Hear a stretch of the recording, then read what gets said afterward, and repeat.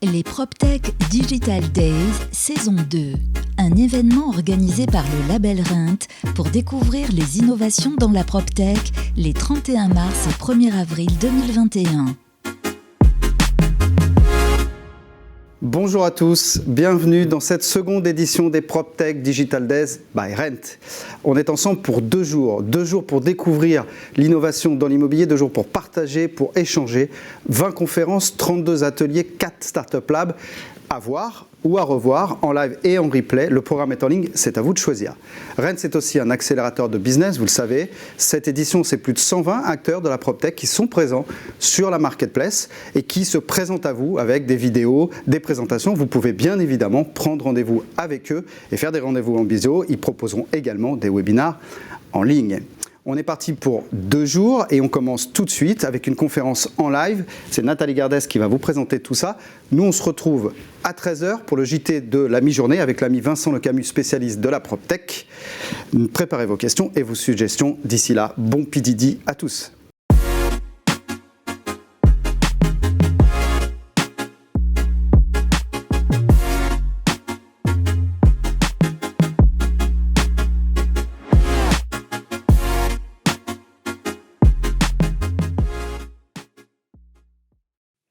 Bonjour à tous, je suis ravie d'être parmi vous aujourd'hui et je tiens à remercier Christine, Stéphane, Yann et Olivier qui est à distance d'avoir répondu présent à cette table ronde aujourd'hui.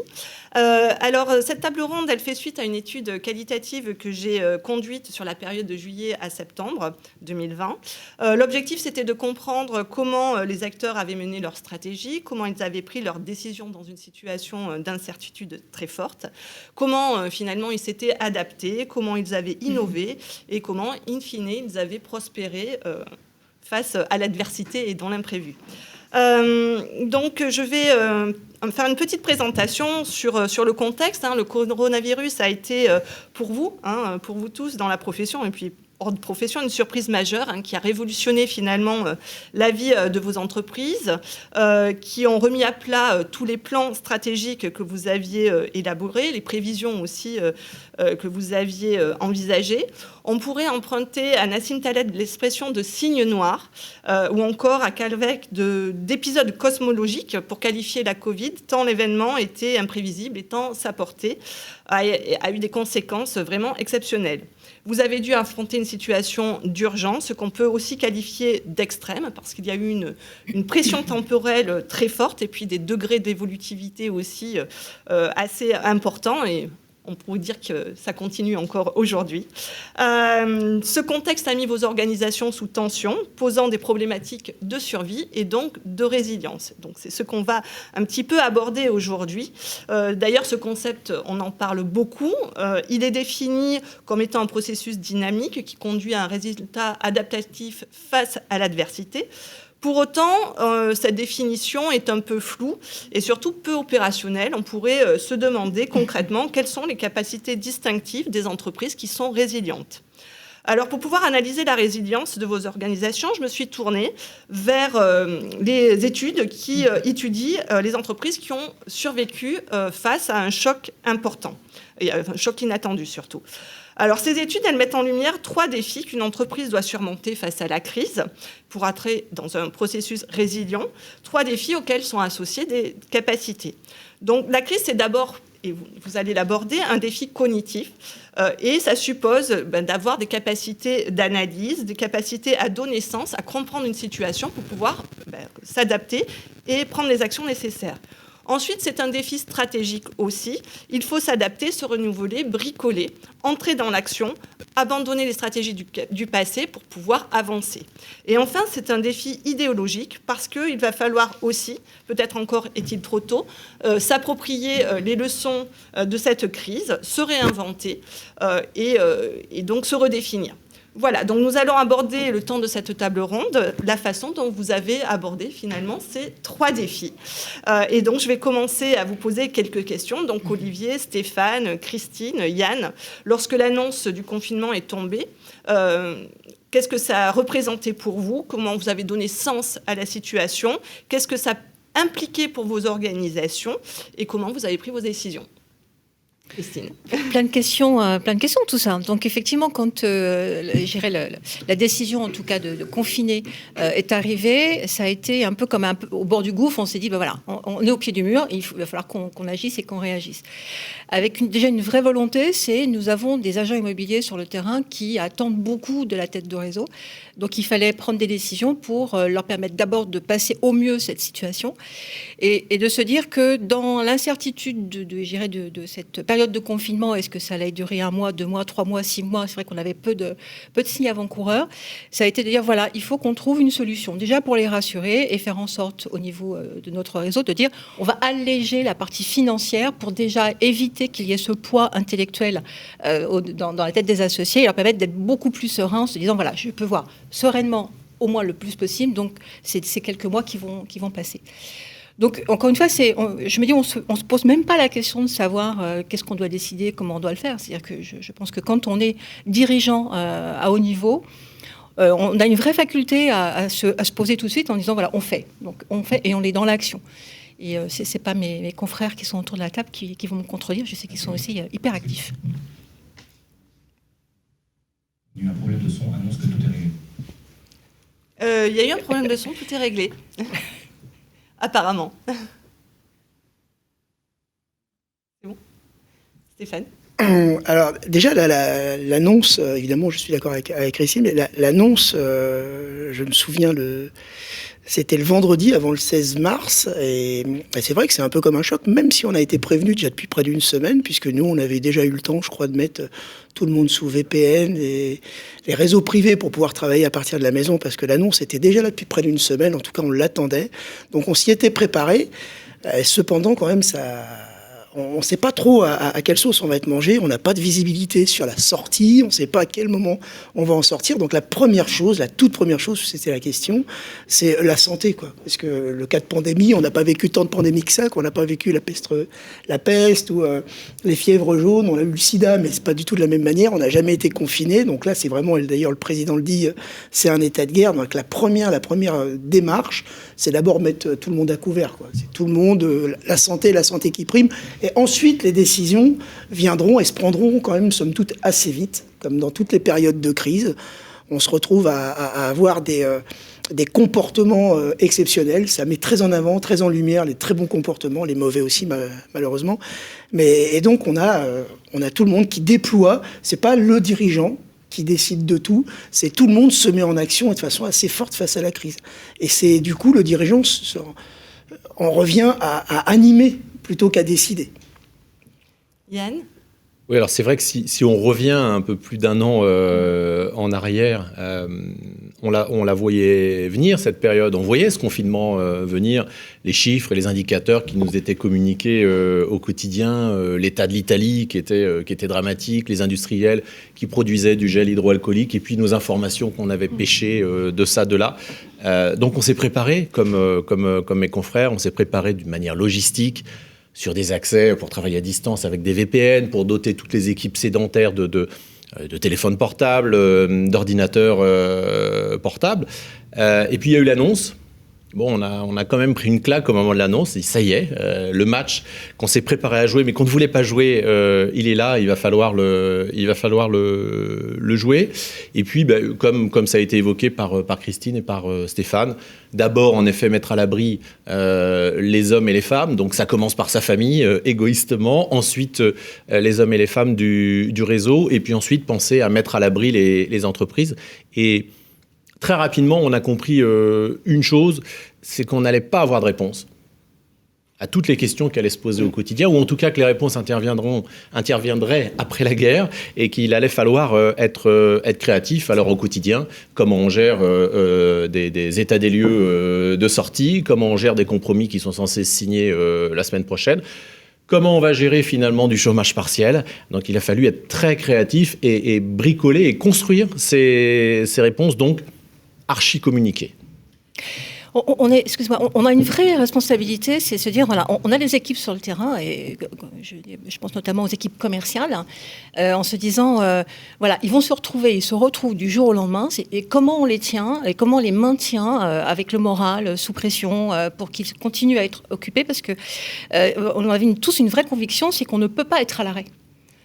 C'est pas parce qu'on nous dit on ferme qu'on ferme la boutique et que la lumière s'éteint. C'est qu'il faut quand même continuer à être sous pression, en activité, déjà honorer les engagements clients, continuer à communiquer avec nos clients, mais faire en sorte que nos équipes elles soient prêtes à redémarrer le jour où il fallait rouvrir la lumière. Voilà. Donc ça c'était important. Olivier, à distance. Pour le coup, je suis variant anglais. Oui. Variant anglais depuis cette nuit, donc je suis dans le feu de l'action. Il me paraît important de souligner les informations entrantes et sortantes. Pour ma part, j'ai eu une dizaine de jours avant l'information qu'on allait être totalement confiné, avec des dirigeants français, dont M. François Pinault avait eu l'information, et que ça allait être très significatif en termes d'arrêt de l'économie et très ennuyeux.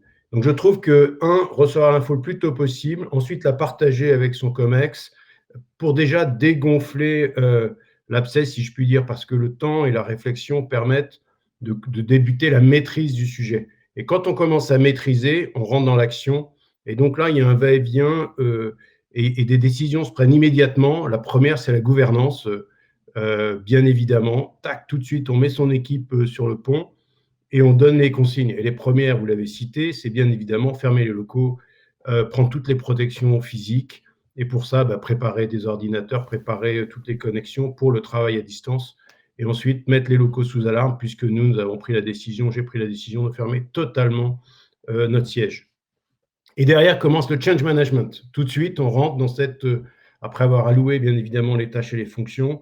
Et on avait, nous, 3 grands angles que j'ai partagé tout de suite en Teams à tous les collaborateurs salariés, puis aux conseillers.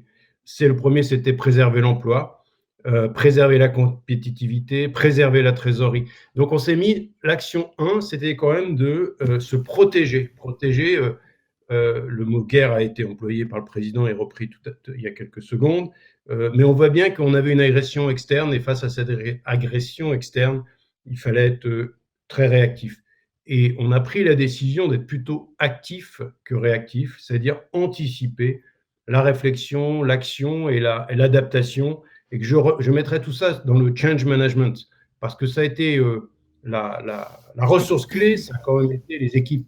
Et cette capacité aux hommes et aux femmes qui dirigent nos réseaux et qui ont des fonctions assez différentes, que je sois au siège ou conseiller en immobilier indépendant, parce que je le rappelle, moi je dirige le groupe Digiterre, c'est les marques Capifrance et Optio, mais donc c'est majoritairement des conseillers sur le terrain.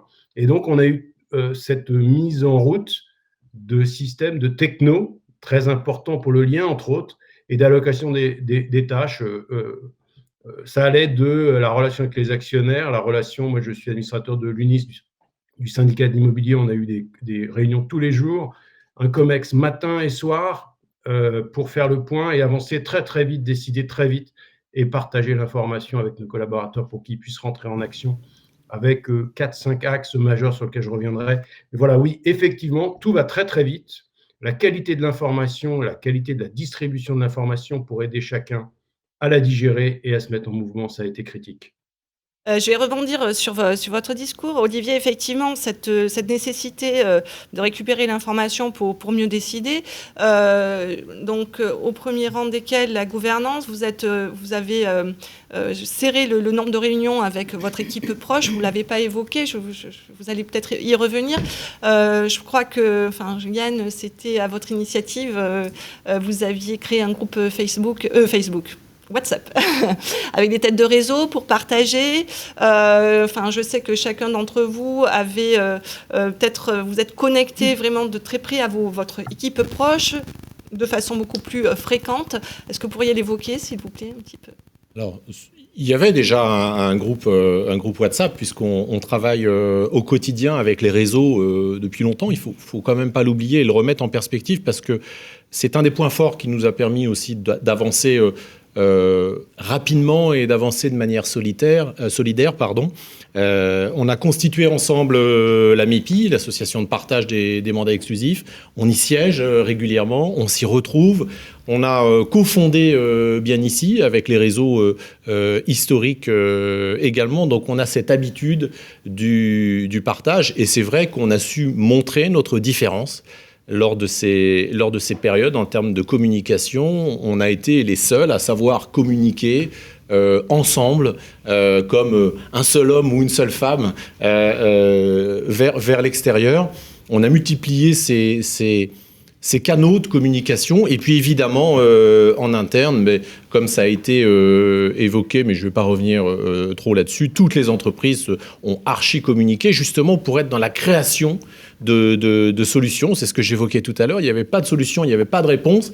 Il fallait les créer. Donc toutes et tous, dans nos organisations respectives, on a multiplié les canaux avec nos instances. Dans un réseau de franchise, on a des régions, on a des conseils régionaux, on a des présidents de région, on a des conseils nationaux, on a des groupes utilisateurs, on a des groupes projets, on a des confrères, on a des services. Et on a travaillé sur vraiment cette pêche à l'information, plus évidemment l'information qu'on pouvait aller chercher auprès des ministères, auprès des gouvernants, pour essayer de se forger un avis et puis de réduire finalement, en tout cas c'est comme ça qu'on l'a fait, de réduire ce qu'on appelle le time to market. On a l'habitude dans un réseau très établi de livrer des dispositifs, des outils, des services qui sont totalement élaborés. Là, il nous manquait une partie de la réponse, donc on a réduit ce temps pour délivrer beaucoup plus vite au réseau. Et comme l'a évoqué Christine, l'ambition, c'était de garder le réseau sous pression. Alors, sous pression d'activité, sous pression mentale, sous pression positive, si tant est qu'on puisse parler de pression positive. Donc, on s'y est attaché avec une communication, évidemment, extrêmement renforcée. Christine ? On n'a jamais autant communiqué que pendant ces périodes de confinement. Et c'est vrai que cette communication, elle était nécessaire, d'abord parce qu'il fallait qu'on puisse faire des échanges d'idées pour pouvoir retrouver des repères les uns les autres. Et comme le dit Yann, le fait de se connaître et d'avoir l'habitude de discuter, d'échanger sur des sujets structurants comme la MEPI ou bien ici, nous permettent de nous comprendre très vite. Et puis ça nous permettait également, entre nous, déjà de corréler les informations et de les vérifier. Parce que, juste en retour en arrière, il faut savoir que cette période, on avait information, désinformation, toutes les 3 minutes, et qu'il fallait, au regard de nos collaborateurs, de nos réseaux, et entre nous, qu'on vérifie l'information qu'on allait pouvoir transmettre. Est-ce que c'était la bonne ? Donc ça a été un vrai sujet, et cette ampleur de la communication, avec ces outils digitaux, c'est extraordinaire. C'est qu'on peut être connecté en permanence, et vraiment, moi j'ai cette sensation, on n'a jamais autant été en contact les uns avec les autres que pendant ces 2 mois de confinement, alors qu'on était tous enfermés. Et c'est vrai que le digital, puisqu'on est aujourd'hui sur un sujet PropTech, c'est le digital, mais heureusement qu'on avait déjà tous ces outils, sachant qu'on a une vraie agilité, une vraie réactivité, on en parlera, c'est vrai que l'être humain a quand même une résilience et une force de créativité et de réaction qui est extraordinaire, pour mettre en place et développer des outils. On a développé des outils à la vitesse qui a été peut-être divisée par 10 par rapport à ce qu'on aurait pu faire dans un projet classique annuel traditionnel. Stéphane ? Alors, après avoir mis tout le monde à l'abri, on a cherché, je crois qu'elle l'a dit, un circuit court. Un circuit court. Et un circuit court, c'est mettre une organisation de crise en place. Une organisation de crise, c'est pas automatiquement le COMEX de tous les jours. C'est un COMEX beaucoup plus élargi. Il y a des intervenants comme la DSI qui ne siège pas au COMEX ou au comité de direction qui vient. On fait un comité de direction en général 1 fois par mois. On balaye l'intégralité des sujets dans la journée. On déjeune ensemble. Là, on en faisait un d'1 heure tous les jours. Tous les jours à 10h, et pour le coup, les outils nous permettaient. On était en visio, alors bien évidemment avec la chemise en dessous et le short en bas, comme tout le monde, mais c'était tous les matins à 10h, comité de direction, et ça nous permettait de nous réorganiser. En effet, on livrait, avant même que ce soit terminé, mais on livrait l'information qu'on avait.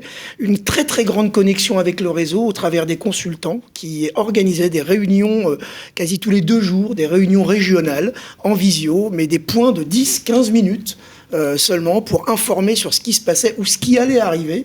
Donc une vraie connexion terrain, et ça a réorganisé l'information, le flux et le flux de l'information. C'était vraiment une bonne chose. S'agissant de la tête de réseau, il y a la crise nous a rapprochés alors qu'on était déjà plutôt bien connectés, mais elle a libéré surtout la parole. C'est-à-dire il y a une fluidité de l'information sans frein. C'est-à-dire qu'on se disait les choses alors qu'on est quand même tous un peu concurrents autour de la table. On se disait les choses et et je trouve que ça a fluidifié et ça a libéré un peu les échanges entre nous, et ça c'est plutôt une bonne chose. Ok, merci beaucoup. Donc, bon, ce que je vois un petit peu, c'est que vous avez adopté plutôt une stratégie de meute.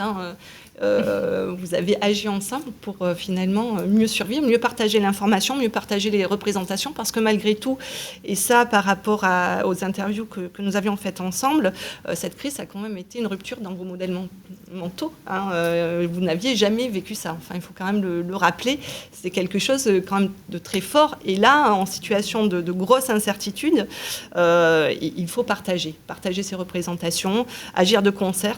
Tout ça, ça a été un vecteur de survie. Et finalement, ensemble, vous avez mieux résisté et vous avez été sur ce côté-là résilient.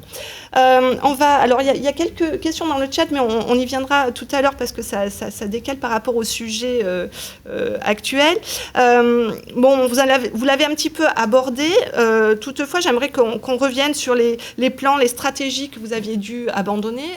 Donc, vous aviez une vision au départ, et puis finalement, le contexte change. Qu'est-ce qui a changé ? Quelles innovations vous avez impulsées dans vos process, dans vos procédures? Donc, il y a une adaptation que vous avez mise en place, mais peut-être aussi un renoncement à vos anciennes façons de faire, et j'aimerais que vous en parliez un petit peu. On va peut-être commencer avec Olivier, qui est à distance. Oui, merci Nathalie.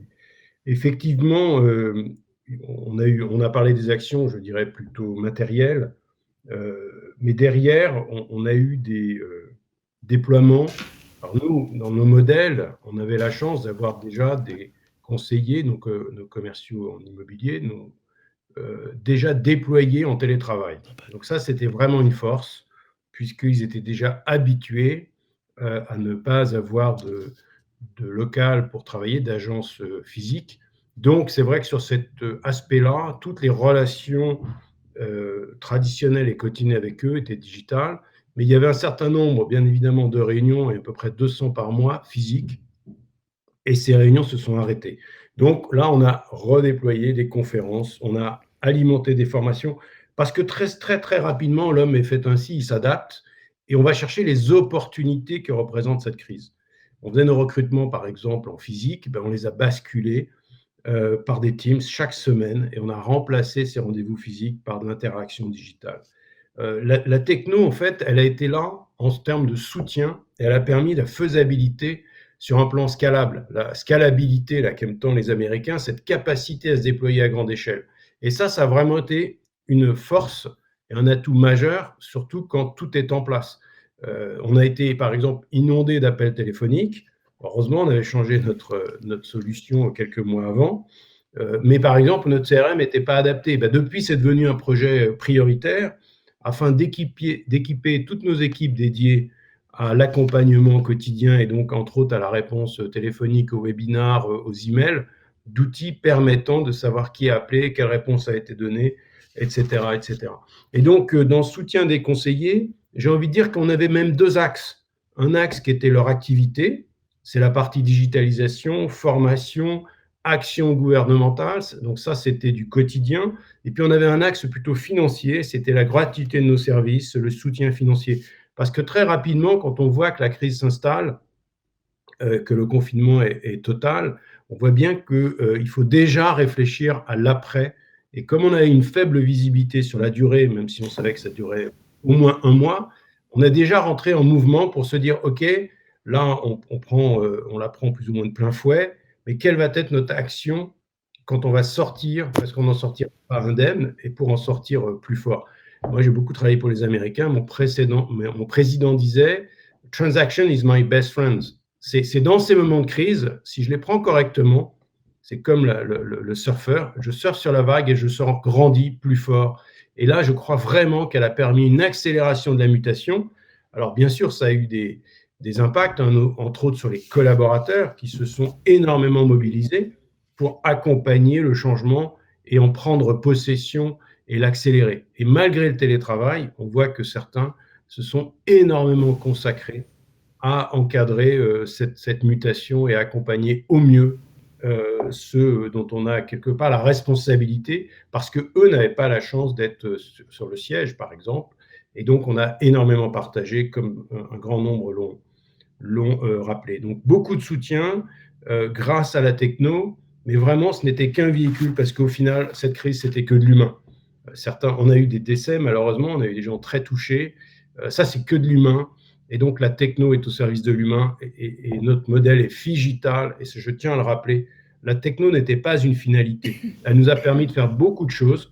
Nous, on a perdu 80% de nos actes, mais on peut dire, beaucoup plus positivement, on a réussi à signer pendant les 2 mois de confinement au moins 20% de nos actes, ce qui était aussi une bonne surprise. Voilà, donc, et le dernier point, sur un plan plus stratégique, on est rentré dans des simulations aussi, de crash tests, comme les appellent les fonds, pour voir un peu quelle pouvait être l'ampleur des dégâts si on perdait 50% d'activité, si on perdait 30% d'activité sur l'année 2020. Et donc, on a travaillé là plutôt avec les équipes financières et le comité de direction pour voir quelles pouvaient être les hypothèses de worst case scénario, le pire des pires, pour voir comment réagirait l'entreprise et comment elle était capable, parce que ça fait partie de notre modèle de considérer qu'elle est très résiliente, mais encore faut-il prendre les bonnes décisions au bon moment. Et pour le coup, dans le cadre du confinement, il fallait être rapide et précis, excessivement pragmatique. C'était pas de la haute voltige, hein, c'était vraiment du pragmatisme quotidien avec une visibilité à 12 mois, on va dire. Au-delà, on n'avait pas de visibilité. Christine ?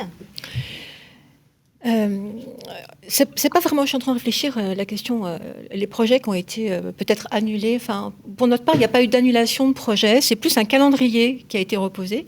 Typiquement, le CRM, qui est un vrai sujet aujourd'hui dans le monde de l'immobilier, a été peut-être avancé sur le calendrier de 2020. Donc, on a commencé par quelque chose qui concernait ce CRM en disant il faut qu'on délivre cet outil très, très vite, ce qui a été le cas, puisque en 3 semaines de confinement, l'outil est sorti alors que ce n'était pas son calendrier d'origine. Mais tous les autres projets ont été menés à bout. C'est plus de nouveaux outils qu'il a fallu mettre en main, développer et mettre en main du réseau, et en tout cas veiller à ce que tout ce qui était nouvelle façon de travailler, nouveaux outils digitaux et cette fameuse innovation qui est en place depuis maintenant quelques années, qui n'était pas forcément rentrée dans les mœurs pour certains agents immobiliers sur le terrain parce que, estimant que les anciennes habitudes étaient peut-être encore ce qu'il y avait de mieux à faire, se sont dit mais là on n'a pas le choix. Donc une vraie prise en main des outils, ce qui fait qu'aujourd'hui on a une organisation de nos métiers, une organisation du travail qui n'a strictement plus rien à voir avec ce qu'on a connu, par exemple, en 2019. Donc c'est vraiment une transformation du monde du travail, des codes du travail, une vraie prise en main des outils, mais il n'y a pas de révolution sur les projets. C'est plus un calendrier qui a été bousculé. Qui a été anticipé, il a fallu anticiper certains projets qui s'avéraient nécessaires bien sûr pour la sortie de crise. Stéphane ? 2 choses. On a eu des choses reportées et des choses qui se sont accélérées. Donc les choses qui ont été reportées, c'est tout ce qui était évidemment engageant financièrement, notamment pour les agences. Il a fallu d'abord réduire la voilure pour avoir une visibilité sur la sortie de crise, pour ensuite, bien évidemment, pas annuler les projets, les faire repartir. Mais dans cette période, on ne savait pas quelle sauce on allait être mangé. Les Cassandres annonçaient des crises économiques en août, puis ensuite en septembre, puis je crois en octobre aussi. Puis en fait, 1 an et demi plus tard, enfin 1 an plus tard, on n'est toujours pas dedans. Donc il fallait d'abord réduire la voilure. Donc des projets reportés qui ont été relancés pratiquement à l'été, dès la sortie de crise, ont été relancés. Et des projets qui se sont accélérés. Je prends le cas, par exemple, de la visite virtuelle. Ça faisait presque 2 ans et demi qu'on avait contracté un accord avec un leader mondial de la visite virtuelle Matterport, pour pas le citer, et on avait vendu 7 caméras, quoi. Voilà, 7 caméras sur 580 agences, c'est un peu léger. Et puis, pendant la période de Covid, on a eu une anecdote, c'est qu'à Poitiers, notre partenaire de Poitiers a dit « j'ai fait 17 locs fermes pendant la période de confinement sur la base de la visite virtuelle ». Et on s'est retrouvé au mois de juin, à la fin du mois de juin, avec plus de 70 caméras. Aujourd'hui, c'est presque les 3/4 du réseau qui est équipé. Donc ça, c'est une accélération. Je pense que demain, la visite virtuelle, les outils, peu importe que ce soit Matterport ou d'autres, les outils de la visite virtuelle feront partie intégrante du métier d'agent immobilier. Et ça, on le doit notamment à cette période difficile. Oui, c'est vrai que les réseaux sont déjà extrêmement structurés. Alors, comme ça a été dit, évidemment, tout le monde a fait des efforts financiers pour alléger les charges de ses partenaires. Tout le monde a travaillé sur des hypothèses crash test pour, en effet, projeter l'entreprise, la tête de réseau et le réseau. Ça, c'est une évidence. Au-delà de ça, un réseau, c'est déjà très structuré, avec beaucoup d'instances. Les outils de digitalisation, c'est pas nouveau, c'est vrai qu'on en parle beaucoup. La signature électronique chez Laforêt, dès 2017, on faisait 100 000 actes par mois en signature électronique. Des mandats, des baux, des compromis, des avenants. Donc, je dirais de ce côté-là, rien de neuf sous le soleil. Le parcours client digitalisé, il existait déjà. Les groupes WhatsApp existaient déjà. Le Teams existait déjà. Rien de neuf. Où je rejoins Christine, c'est en effet les plus réfractaires à l'utilisation, à l'usage de ces technologies, se sont retrouvés là au pied du mur et finalement avec pour seule alternative l'utilisation de ces outils auxquels ils ne croyaient pas nécessairement. Donc c'est plutôt une accélération, et là je te rejoins, de l'adhésion à ces différents outils, et puis derrière une stratégie qui est utilisée là encore dans tous les réseaux depuis des décennies, une stratégie bottom-up. Donc on travaille avec ce qui existe dans le réseau, les meilleures pratiques. On les remonte et ensuite on va les diffuser dans tout le réseau. Donc nous, ça n'a pas été la visite virtuelle à proprement parler, ça a été la visite en visio. On a lancé très rapidement pendant le premier confinement un service qu'on a baptisé Visio-Visite, où finalement le négociateur, avec l'appui du propriétaire et le client potentiel de l'autre côté, faisait une visite virtuelle en visio avec du WhatsApp, avec du FaceTime, etc. et guidait le vendeur. Et là, ça nécessite en revanche un tout nouveau savoir-faire. Parce que il faut préparer cette visite. Le vendeur qui a repeint un pan de mur de son salon dans une couleur qui lui plaît vraiment particulièrement et sur laquelle il va vouloir passer 15 minutes, bah finalement, peut-être que l'acquéreur, ça ne l'intéresse pas. Donc, il faut avoir une toute nouvelle pédagogie pour préparer ce travail à distance. Donc, non, pas de changement, pas d'abandon. En revanche, certains points de contact qui sont raccourcis et qu'on peut faire aujourd'hui avec le digital. C'est un enseignement majeur aujourd'hui. Tous les réseaux, toutes les agences utilisent pleinement les outils et savent très basiquement, savent organiser une visio avec Zoom, couper son micro, allumer sa caméra, avoir de la lumière. Tout ça, tout le monde sait l'utiliser aujourd'hui. Donc, pas de changement majeur. Alors, malgré tout, il a fallu refaire un petit peu les process commerciaux, les formations, l'approche, elle est quand même différente par rapport à ça. Donc, il y a eu quand même une grosse adaptation de votre part, malgré tout. Oui, il y a eu une adaptation, mais une adaptation qui est rendue, là encore, qui est rendue possible parce qu'on a déjà, toutes et tous, depuis des années, des plateformes de formation digitale, de e-learning, et qu'on peut en effet déployer presque en un claquement de doigts, déployer dans le réseau et former. On n'a jamais autant formé les collaborateurs, les franchisés, les gestionnaires, les assistants, assistantes, les managers que durant cette période. Donc, mais ça reste quand même à la marge, j'ai envie de dire. Il faut toujours faire une estimation, rentrer un mandat de vente, prendre une offre, signer un compromis. Il y a peut-être un peu plus de savoir-être, et je crois que c'est là-dessus qu'on a travaillé beaucoup, sur l'accompagnement de nos clients dans cette période, nos clients qui étaient en attente de beaucoup de réponses qui n'existaient pas sur le terrain. Il fallait les rassurer, les accompagner. Et l'un des enseignements, notamment du premier confinement, c'est que l'agent immobilier a su mettre en avant sa capacité d'expert local dans sa ville, qui connaît le notaire, qui connaît le gardien d'immeuble, qu'on peut appeler pour lui demander si l'eau est coupée, si la lumière est éteinte, qui connaît le banquier. Et ça a été une vraie valeur ajoutée de go-between, d'intermédiaire vis-à-vis de nos clients. Et c'est là-dessus qu'on a appuyé beaucoup. Et cet ancrage terrain, tu as raison d'y faire allusion, parce que quand on est avec des clients qui sont enfermés chez eux, des collaborateurs qui travaillent depuis chez eux, effectivement, il y a besoin d'avoir un relais sur le terrain. Et c'est vrai que le fait d'avoir des professionnels dans les agences immobilières à faire ce lien, comme tu le dis très bien, nous a permis de continuer à diffuser, à avoir un parcours et un projet immobilier qui allait jusqu'au bout pour nos clients. Et l'utilisation du digital, moi je trouve il y a une vraie prise de conscience que ce digital peut être utilisé à bon escient, à bon dosage, parce que je ne suis pas une convaincue du tout digital. Pour moi, effectivement, le contact, comme on l'a aujourd'hui, reste primordial. Le client a besoin de nous rencontrer sur le terrain, ça c'est une évidence. Et on s'aperçoit par contre qu'on peut mélanger à la fois le digital, Olivier parlait de Figital, on est tous en phase. C'est vrai que c'est le bon dosage des deux qui nous permet d'être particulièrement efficients. Et cette période a permis de dire, voilà, moi je veux faire une formation, peut-être qu'une formation en salle n'est pas forcément adéquate. Et le fait de délivrer des outils, de ne pas avoir le choix que de prendre ces outils digitaux, parce que de toute façon c'était ça ou rien, permet encore une fois d'avoir modifié ces façons d'appréhender les outils. Olivier Colcombé. Oui, alors je voulais rebondir sur ce que disait Yann. En fait, quand on a l'infrastructure comme nos réseaux, comme les grands de l'immobilier, c'est assez simple de rebondir. Ensuite, on a l'infra, et c'est un peu les rails du TGV, on fait passer plus de TGV, plus de contenu, plus d'enseignement. N'oublions pas qu'une bonne partie de la profession, entre tous les indépendants, qui sont nombreux, indépendants, agences non rattachées à une franchise ou à un réseau, n'avaient pas cette chance d'être déjà digitalisés et d'avoir déjà implémenté des outils. Donc nous, on a eu cette chance, c'est grâce aux hommes qu'on a capitalisé quelque part sur 10 ans d'investissement. Le rattrapage a quand même été très violent pour certains.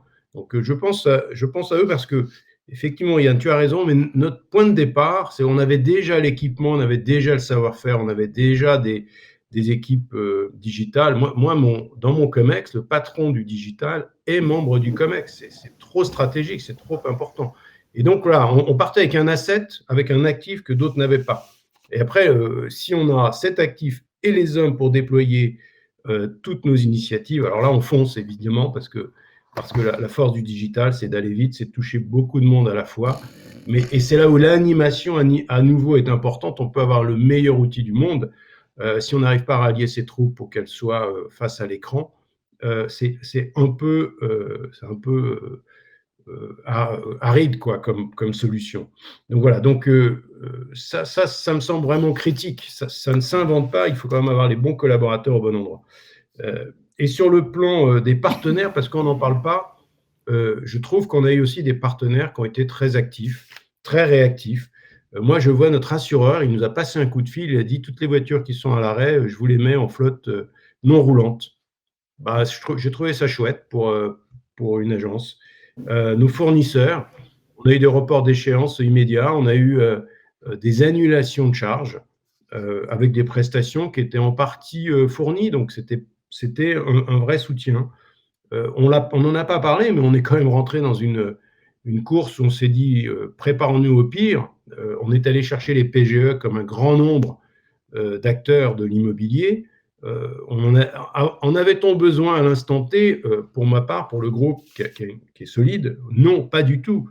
Mais on avait tellement de scénarios super négatifs où tout allait s'écrouler que effectivement, j'ai passé trop de temps, je peux vous le dire aujourd'hui, parce que j'en avais pas besoin finalement, vu l'année 2020 qu'on a réalisée. Mais pour mettre son entreprise et ses collaborateurs en sécurité, effectivement, on a ouvert un maximum d'initiatives. Et tout à l'heure, il y a un point qui me semblait très important. Probablement, on n'a pas changé notre stratégie. Mais très sincèrement, n'a-t-on pas changé la priorisation? L'ordre de priorité est là où nous avons affecté nos ressources. Moi, je peux vous répondre tout de suite que dans le groupe Digital, on a modifié l'allocation des ressources. Ce qui pouvait être un projet numéro 2, il est devenu 10 et le 8 est peut-être devenu 1 parce qu'effectivement, les circonstances avaient changé. Et c'est là où on n'en parle pas. Il y a la résilience, mais la résilience n'est le fruit que de l'audace et de l'adaptabilité. Et ça me semble vraiment critique parce que, oui, on ne se dit pas, on fait un reset, on annule tout, mais on se dit quand même, la donne a changé, qu'est-ce que je change dans mon approche, où est-ce que j'investis, mes hommes, mes euros, mes dollars, et comment j'avance. Ok, donc, moi, ce que je vois quand même, bon, effectivement, alors pour certains, redéfinition de l'ordre de priorité, finalement, des choix stratégiques. Pour d'autres, finalement, et ça a été là, et puis on avance plus ou moins vite, on se redéploie. Mais en fait, vous avez fait quand même preuve d'une hyper-réactivité, malgré tout. Vous ne l'avez pas forcément évoqué, mais pendant 2 mois, vous avez travaillé, on va pas dire H24, mais comme des fous.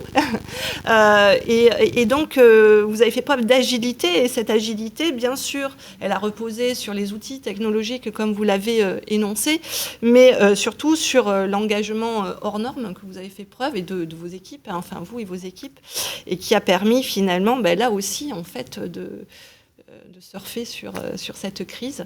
Donc il faut quand même le remarquer, et on revient encore une fois sur les outils digitaux, et puis derrière il y a quand même des hommes et des femmes sans lesquels ça ne serait pas possible.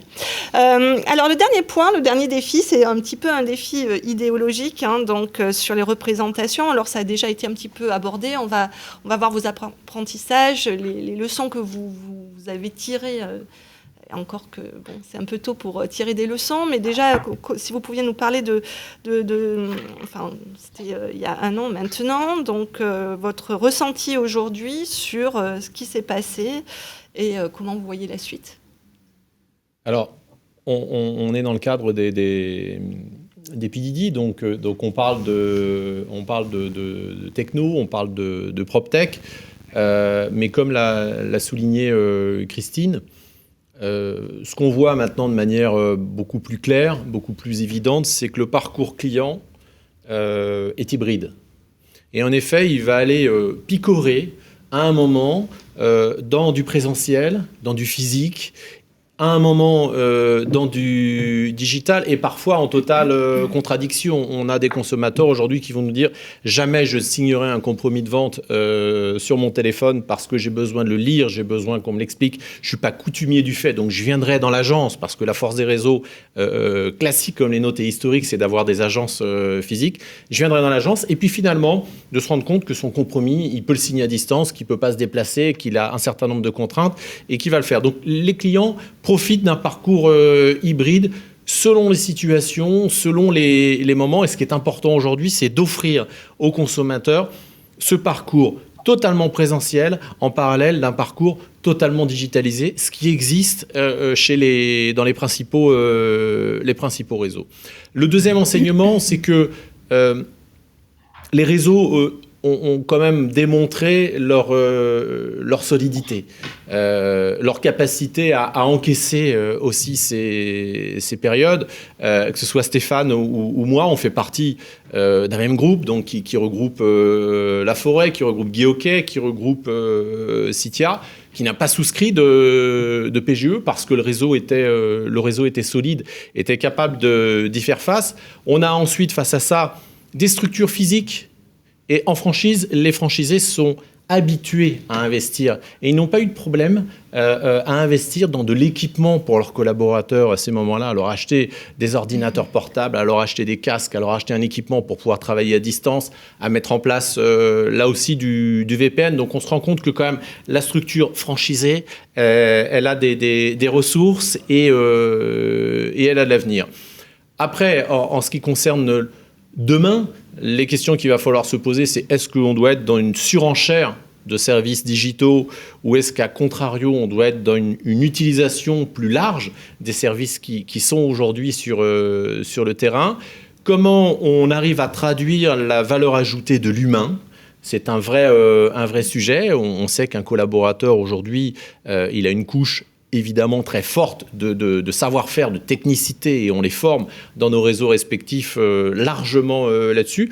Et puis le savoir-être qui est en train de gagner du terrain, et dans ces moments qui cristallisent les tensions et les interrogations, le savoir-être est de plus en plus important. Donc là aussi, il y a un parcours un peu hybride entre savoir faire son métier techniquement, savoir parler de pathologie du bâtiment, savoir rédiger un compromis, savoir expliquer des clauses de rétractation du financement, et puis à côté, tout simplement savoir décrocher son téléphone et rassurer un consommateur. Donc je pense que ça va être cet assemblage qu'il va falloir affiner dans les années qui vont venir. Et puis, indubitablement, la technologie, et ça a été dit, qui nous permet aujourd'hui d'être plus efficaces sur un certain nombre de points de rendez-vous, sur des manières de passer des messages, de passer des informations.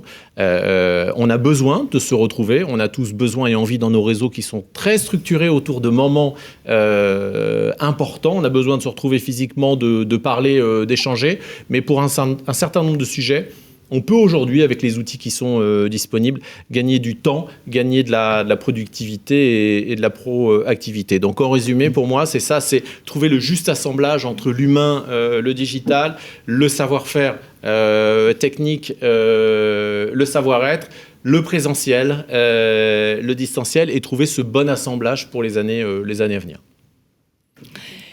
On le voit, c'est vraiment une question d'équilibre et de bon dosage. Hein. Je le disais tout à l'heure, donc je ne reviens pas sur ce que vient de dire Yann. Tout ça ne peut être productif que s'il y a une vraie compétence du professionnel. Et ça, il faut le dire, il faut le crier haut et fort, c'est que un professionnel se doit d'accompagner un client, donc il ne faut pas occulter cette partie de montée en compétences. Un commercial, un négociateur, une assistante doivent être capables de porter plein de sujets. La fiscalité, l'urbanisme, l'architecture, tu parlais de pathologie du bâtiment, mais bien sûr, ô combien c'est important. Donc ils doivent être capables d'avoir cette compétence, parce que c'est cette différence-là que, en fin de compte, l'être humain que nous sommes au quotidien va pouvoir amener.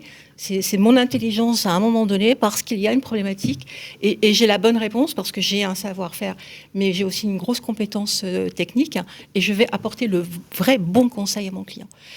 Et cette prise de conscience que ça sur l'humain et cette rencontre humaine, elle est juste importante. Regardez ô combien aujourd'hui on attend de se revoir, on attend de se rencontrer. Enfin, on n'a qu'une envie, c'est d'aller boire un café à une terrasse en disant mais quand est-ce que je vais aller manger un steak frites sur les quais de la Seine. Enfin, et ça, c'est une vraie prise de conscience. C'est donc on attend, pour moi, dans les mois et les années à venir, que cette PropTech nous amène de quoi faire notre métier le plus vite possible et le plus qualitativement possible pour nous libérer du temps, pour qu'on soit dans ce qu'on sait faire vraiment, c'est être ensemble. Stéphane ? Alors, oui, on est dans un univers PropTech et on doit parler de technologie et c'est paradoxal puisque, que ce soit Yann ou Christine, on revient et on met l'humain au centre. C'est vrai que tous les outils technologiques aujourd'hui existent déjà et ce depuis longtemps. Chez Guillaume, ça fait 4 ans qu'on a la signature électronique pour 100% du réseau. Je vous l'ai dit, les caméras depuis 2 ans et demi. Donc il y a eu une accélération et l'humain au centre et sa formation. Et l'occasion pour nous, en moyenne, un collaborateur chez nous, ça fait entre 10 et 14 ventes par an. C'est 14 fois la possibilité d'apprendre et de réapprendre et plutôt que d'être en formation juste en présentiel ou en digital, d'être en situation réelle et d'apprendre et d'apprendre encore. Les outils comme la plateforme d'e-learning qui rendent disponibles dans le téléphone des petits modules de formation qui soient apprenants ou rappelants. Alors je dis apprenant, c'est 20 minutes, c'est motion design, c'est sanctionné par un quiz. Et rappelant, c'est la possibilité en 1 minute 30 de préparer un rendez-vous. Donc tout ça, c'est disponible. C'est aujourd'hui beaucoup mieux utilisé. On a eu la chance d'avoir cet événement. C'est presque une opportunité de sortie de crise, de remettre la formation au centre de tout pour améliorer notre niveau de jeu, parce que je pense que c'est l'avenir, avoir des gens beaucoup plus compétents, parce que c'est ce qu'attendent aujourd'hui nos clients, avoir des gens qui savent répondre à tout un tas de sujets et à toutes les questions qui se posent. Donc c'est plutôt une bonne nouvelle, c'est au centre de tout, l'humain d'abord, et sa formation et son évolution, plus que la technologie. Il nous reste peu de temps, donc je vais conclure. Et puis, il y a une petite question aussi dans le chat que je vous poserai.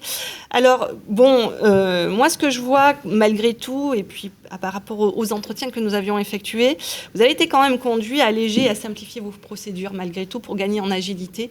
Vous aviez, alors, je pense à vous, Yann Laforêt, avoir quelque chose dans les procédures qui étaient très établies, et ça, bon, les représentations ont changé là-dessus. Alors, je ne sais pas si ça va être durable, si on va rester sur cette agilité-là. Donc, il y a quand même des apprentissages sur ça.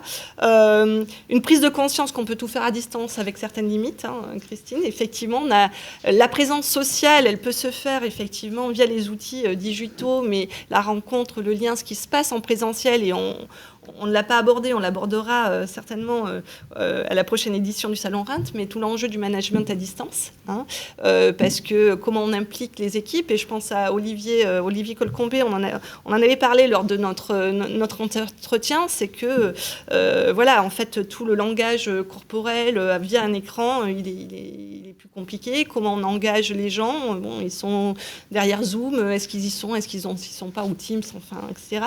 Donc c'est pas si facile, mais en tout cas, je vois quelque chose d'une prise de conscience d'une nécessité d'être agile, et ça quand même remet en cause, à mon sens, vos pratiques. Après, est-ce que cet apprentissage sera durable? Parce qu'on a quand même des modèles mentaux qui sont persistants. Donc déjà, c'est pas sûr. Et puis ensuite, c'est vrai qu'il y a toujours un discours, hein, pour apprendre. Bon, il faut s'éloigner de son discours. On a tendance, pour être légitime, à s'auto-persuader que tout va bien, qu'on est résistant. Est-ce que pour autant, ça occulte pas non plus les faiblesses de son organisation? Enfin, la question reste posée. Voilà, donc il y a une petite question donc, dans le chat, c'est comment envisagez-vous l'évolution des bureaux connectés aux gares flexibles, partagés, sécurisés? Donc ça déborde un petit peu notre propos, mais je ne sais pas, peut-être Olivier qui ne s'est pas exprimé depuis longtemps, on va lui demander. Oui, merci. Alors c'est une question très intéressante, et je rebondirai 2 secondes sur... Il y a 4 mots pour moi qui étaient critiques, c'est cette notion de combativité, d'audace, d'agilité, et quelle énergie déployer. Mais soyons aussi honnêtes, c'est pas possible de tenir le rythme pour nos équipes avec 3 années de Covid. C'est épuisant. Et le manque de relations physiques, on doit quand même se préparer à très probablement toute l'année 2021, voire une partie de 2022, à les avoir un peu érodés. Donc il faut vraiment qu'on maîtrise le bon niveau et une certaine liberté. Et ce sera ma transition pour parler de comment on envisage les bureaux. Eh bien moi, je vais vous dire, on avait des centres de coworking, ils étaient très adaptés. On en a encore un à Paris qui est très utilisé, mais malheureusement, plus de formation, plus de salles de réunion. Donc, il faut retoucher le modèle, et il fonctionne. Et on l'a mis en œuvre à Montpellier. On a redéployé une partie de nos surfaces qui étaient des surfaces liées à la formation physique. Et on a accueilli 3 startups qui sont installées en prestation de services et qui partagent notre campus. Et pour eux, ça leur donne accès effectivement à des bureaux dernier cri. Pour nous, avoir des surfaces qui étaient libres et disponibles qu'on utilise. Et puis pour nos collaborateurs, c'est intéressant aussi de croiser d'autres populations. Et là, c'est entre autres des pure tech.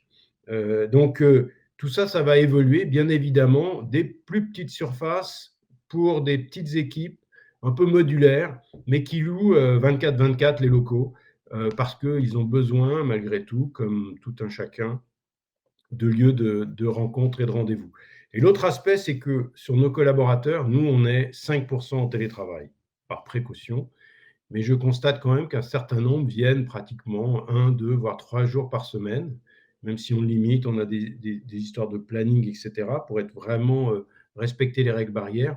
Mais oui, après 1 an maintenant, déjà 1 an d'anniversaire, je vois que nombreux sont ceux qui commencent à revenir un peu plus longtemps et un peu plus souvent, parce que le lien physique est critique. Et pour nos clients finaux, je crois que ça les a aussi poussés, parce qu'on était tous digitalisés. Mais sincèrement, certains n'auraient jamais signé un mandat ou un compromis, ou que sais-je, digitalement, s'ils n'avaient pas été un peu forcés. Donc ça a à nouveau forcé le rythme. Et dans les échanges, Nathalie, vous soulignez tout à l'heure notre capacité à conserver ces dispositifs. C'est évident qu'aujourd'hui, il faut résister à cette tendance de revenir aux habitudes du passé, prendre le bon côté de cette mutation qu'a engendré le Covid, de ces évolutions, et pas revenir à une routine du passé, mais bien à l'intégrer pour que ça soit devenu normal, si je puis dire, dans une norme acceptable. Et effectivement, quand on digitalise, je l'ai dit tout à l'heure, c'est pour être scalable, mais c'est aussi pour pouvoir se consacrer à la valeur ajoutée qu'un humain peut apporter et qu'un outil n'apportera jamais, aussi fort soit-il. Voilà, donc pour délivrer le bon service aux conseillers pour nous ou au client final, le digital est un outil fabuleux, mais il ne fait pas le job à la place de nos collaborateurs, de nos conseillers, qui, eux, sont une ressource et des talents indispensables à notre réussite. Et c'est clairement, nous, chez Digit, Capifrance Optium, ce qui nous a permis de résister, de muter et d'être toujours présent et plus fort en sortie de crise qu'en entrée de crise. Merci Olivier. Donc notre temps est terminé. Je vous remercie donc chacun d'avoir participé à cette table ronde. Bon, on a vu que vous avez quand même surmonté pas mal les défis. Moi, je retiens surtout le collectif, l'intelligence collective et cette agilité dont vous avez fait preuve. Et voilà. Donc les apprentissages, peut-être qu'on les verra sur les années qui viennent. Merci encore et puis bonne journée à tous. Merci. Merci Nathalie, merci à toutes et à tous. Merci.